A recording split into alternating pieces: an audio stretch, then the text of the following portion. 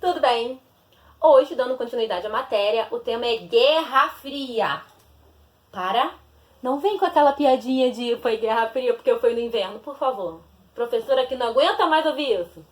Tá? Foi Guerra Fria, né? Tem esse nome, porque não houve um enfrentamento direto entre as duas potências. Era uma briga no campo ideológico. Sabe aquela coisa assim de criança de mostrar quem é que tem mais? Quem é que tem mais poder? Quem é que tem mais brinquedo? Foi isso aí, basicamente, resumindo a treta, né, da Guerra Fria.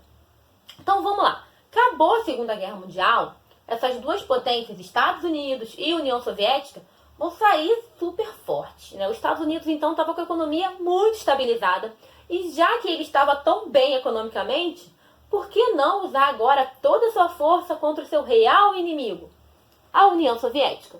E ele vai começar a criar vários acordos, tratados, para poder combater o avanço soviético, né, e dos países comunistas, isso na visão americana. Então eles vão criar em 1947, tá, a doutrina Truman. O que era isso? Era uma doutrina que era um acordo, né, de emprestar dinheiro a juros baixíssimos aos países da Europa Ocidental para eles poderem reconstruir o seu país que estava devastado pela guerra.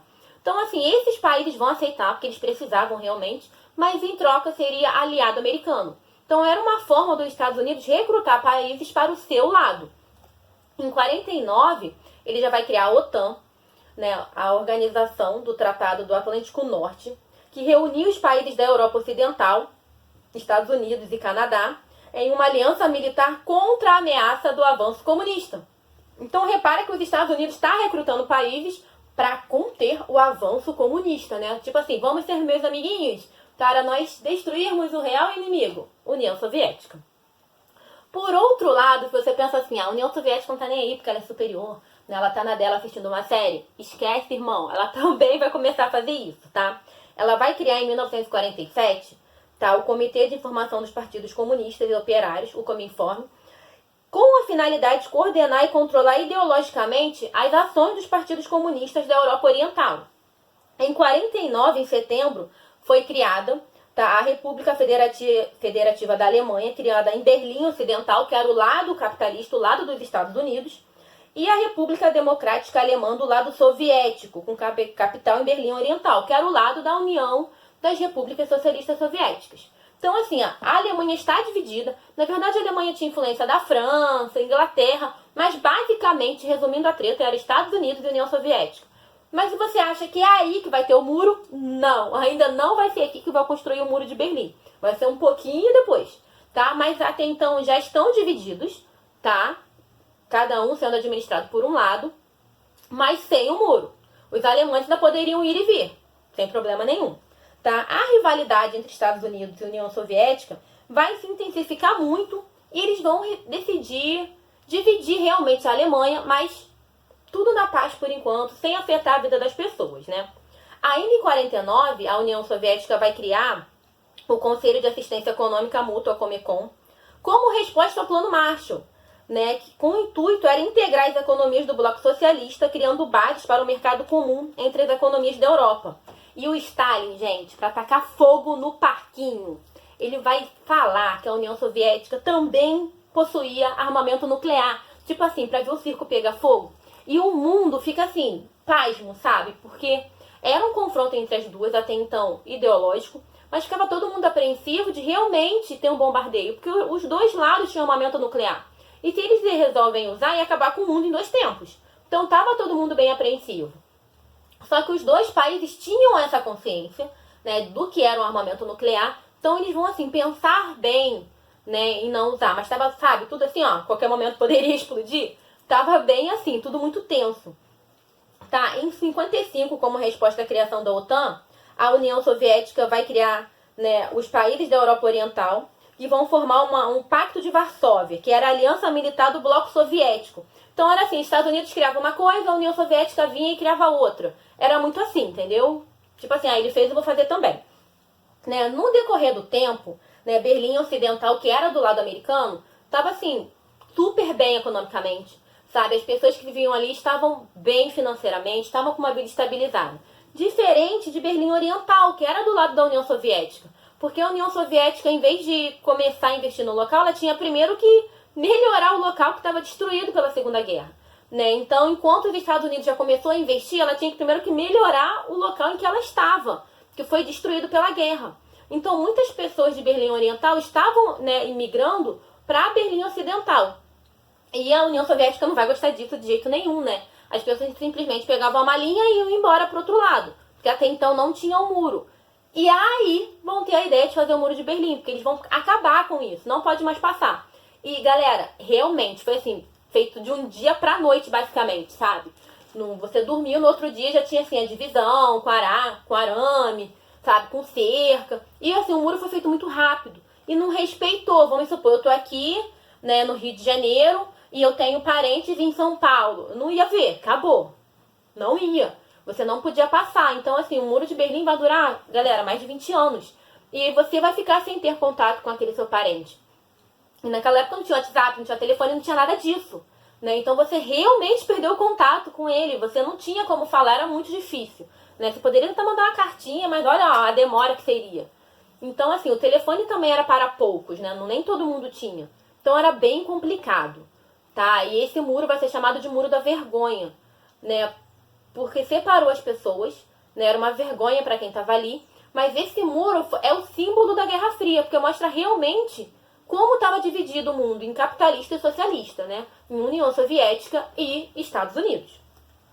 Os Estados Unidos, né, vão lançar na década de 50 uma campanha anticomunista, né, que ficou chamada, né, de caça às bruxas ou de marcatismo, que foi o seguinte: perseguir, né, quem fosse da União Soviética, quem fosse espião e estava ali, e também aquele que era contra o governo americano, sabe? A pessoa era mandada embora do trabalho, era demitida, era chamada para interrogatório. E esses interrogatórios eram transmitidos na TV. Então, assim, era uma verdadeira perseguição a quem era anticapitalista, né? Era, assim, bem complicado viver nos Estados Unidos também nesse período. E vamos chegar na parte da corrida espacial e corrida armamentista, porque é um caso à parte. A corrida armamentista vai estimular a corrida espacial e tem vários ênfases aí que nós temos que falar, tá? A superioridade da União Soviética vai começar e ela vai, assim, sair na frente, sabe? Tipo, opa, ganhei, tô ganhando a corrida espacial, né? A União Soviética, ela vai lançar em 1957 o Sputnik 1, tá? Que foi o primeiro satélite artificial que tinha a função de transmitir um sinal de rádio e testar sua resistência no espaço. E no mesmo ano, ela vai lançar o Sputnik 2, que vai levar o primeiro ser vivo ao espaço, que era a cadelinha Laika.